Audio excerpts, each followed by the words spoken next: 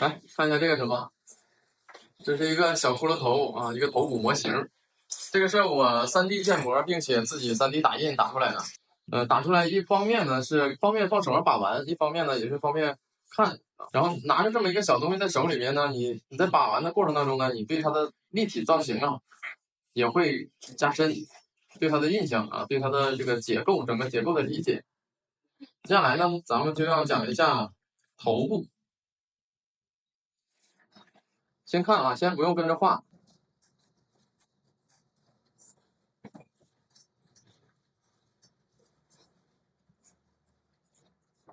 头骨眼眶是一个内高外低呈倾斜状的方中带圆的结构，然后在两个眼眶之间，鼻腔这里呢形成了一个梨状孔。眼眶之间上边缘啊，眼眶的上缘是眉弓骨，然后上面这里呢是颞线，到这里是眉弓转角，眉弓转角下来到颧弓，从正面看。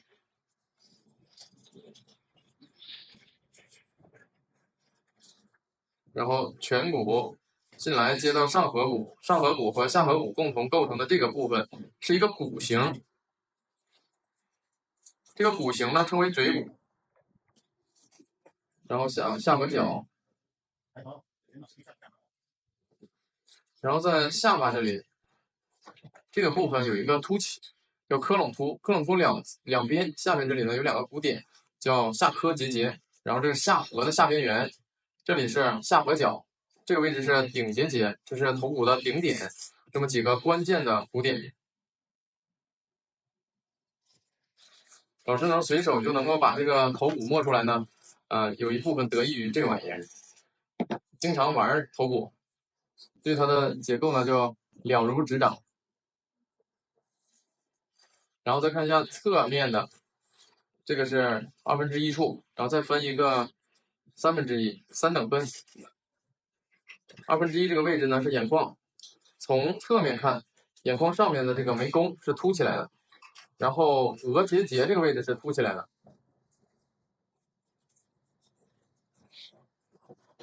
鼻腔这块骨头是往回收的，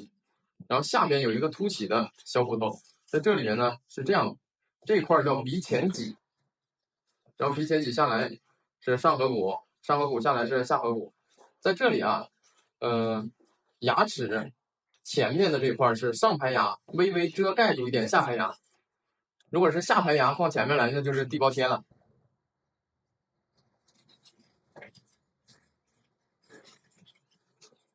颧骨这块呢是颧弓，这块是耳孔，这里是乳突，后面这里是枕外垄突，这里接的是下颌骨，下颌骨的髁突，髁突前面是冠突，这个大概知道就好啊。如果在素描里面需要你去记的话，那你就去记。在速写里面，你目前啊，我的要求就是你认真听，你听完之后有这个印象，不至于你画面出错的时候，我说你这里有问题，你不知道我说的是哪儿。经常会有什么问题呢？你这个缺少下颌角，你画了一个头，老师跟你说你这个没有下颌角，你这个下颌没有厚度，下颌没有底面，你得立马能反应过来我说的是什么问题，知道哪些结构在什么位置。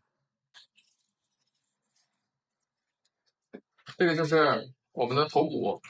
头部的造型主要是由头骨构成的，也就是头骨决定了我们头部的大部分造型。所以说我们要画这个头部的时候，你就要对头骨有一个比较深入的理解，哪怕你头部的肌肉你记不住都没有关系啊。上面这是头皮，头皮呢几乎紧贴着头骨，你自己摸一下你的头皮啊，是不是伸手一摁你就能够摁到硬的这个头骨了？不会说是你手一摁软一块然后再摁到头骨，不会这样吧？但是你要是摁你的下巴的时候，你下巴这块的肉就会厚一点，你会感觉到先软，然后再摁进去才是骨头。然后在这个位置是耳朵，然后这个位置你看，这个位置的外轮廓离骨头呢稍微的远了一点，能看出这个区别吧？这个轮廓的区别。然后在鼻前棘这个位置就是鼻底的位置，那么它的鼻翼就在这个位置，鼻孔、鼻中隔，另一侧的鼻翼，然后在牙这个位置啊，上排牙和下排牙这个缝呢在这儿，它这个牙的缝啊，咬合的那个缝啊，不是口缝。你可以这样啊，当你这个嘴正常的闭起来的时候，你可以拿你的手指伸出一根手指，然后慢慢的从你的口缝伸进去，你看是不是戳到的是你的上排牙？如果不是的话，那周末约你家长去看看医生。正常的结构啊，口缝是在上排牙这个位置，然后在眼眶里面是眼球，眼球前面是虹膜，有颜色的这个部分是虹膜，中间的那个黑点儿是瞳孔。通过虹膜的收缩可以控制瞳孔的大小，在光线比较暗的情况下，你这个虹膜就会收缩，然后瞳孔会扩大。瞳孔扩大的时候呢，就可以有更多的光线进入到你的眼球，方便你看。当光线比较强的时候，你这个瞳孔就会缩小，然后让更少的光进去，以保护你的眼球视网膜。那么我们怎么样才能看到东西呢？有眼球，还需要在你的皮肤这个位置啊开一个口，也就是眼裂。你的上眼皮和下眼皮之间打开的这块这个缝啊叫眼裂，口缝呢也叫口裂，就是皮肤上开的口，正常开的口啊。有的人嫌这个口天生开的不够，还会再继续开内眼角或外眼角。那我们把这个缝给它打开，是不是就越来越像个人了？然后我们再看一下侧面的这个额头的这个位置也是，包括眉弓，皮肤呢几乎就是紧贴着头骨的，鼻梁骨这里也是，然后在这里就是这个鼻软骨了。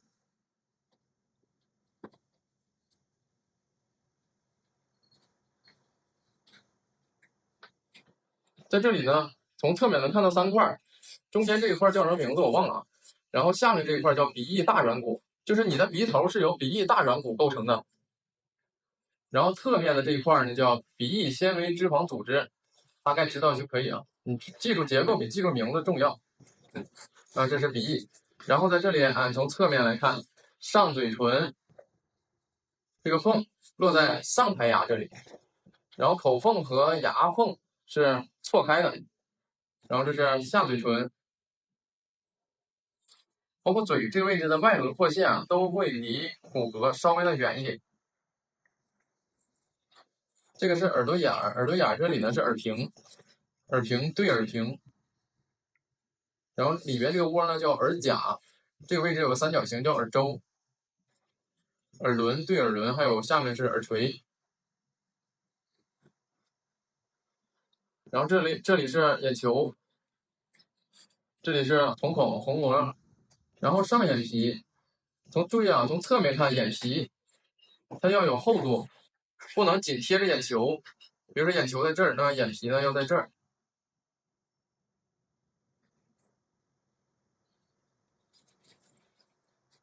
从侧面看的话，眼睛是这样的一个形状，一个三角形。上边这里呢比较靠前，下面这里呢比较靠后，它是倾斜的。包括嘴巴这里也是倾斜的，也是向后倾斜的。上嘴唇靠前，下嘴唇靠后，唇珠靠前，嘴角靠后，鼻头靠前，鼻翼靠后。这是人头面部的空间关系。从正面看呢不太显著，但是从侧面看就非常的清楚了。这就是咱们头部的一个基本构造，大概分了一个正面、侧面，这个东西一定要背过啊。画头的时候，这个是最基础的、最重要的结构呢，也是跟这个相对应的。颧骨、颧弓对着耳屏，颞线到眉弓，眉弓转角，这个眼睛的位置，两个下颌结节，下颌角。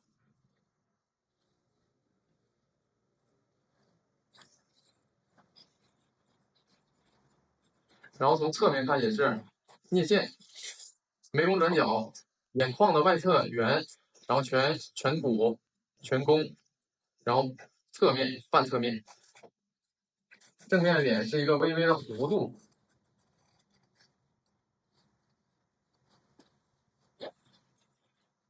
这里是1/2的地方，1/2的地方是眼睛。然后注意下面啊，我们怎么去定鼻底的位置？下面这一段的一半，大概中点的位置，大概是它的笔底，然后再下面这一半的中点稍微靠上一点的位置，作为口缝。一半大概在这儿，然后稍微靠上一点，大概在这儿，然后它的口缝呢也不是完全平的。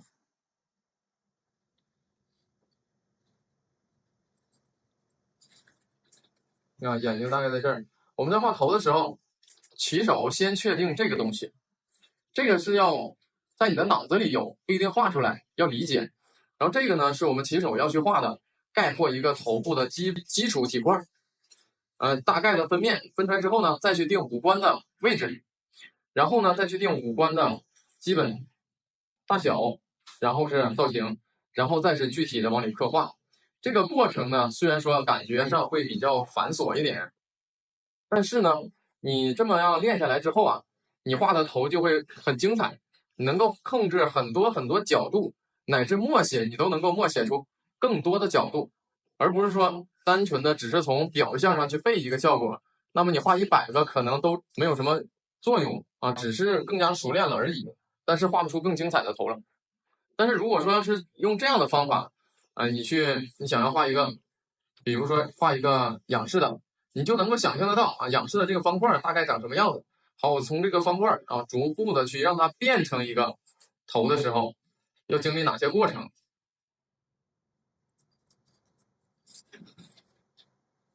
然后它的底、口缝、五官的位置，然后这个是眼球，眼睛可以先画球，再逐渐的去添加它的眼裂。仰视的鼻子呢，能看到这个比较多的底面。仰视的眼睛，上眼睑的厚度看到的更多，下眼睑变平了。然后仰视的上嘴唇比较厚，下嘴唇看不到太多。然后仰视的下巴看到的底面比较多。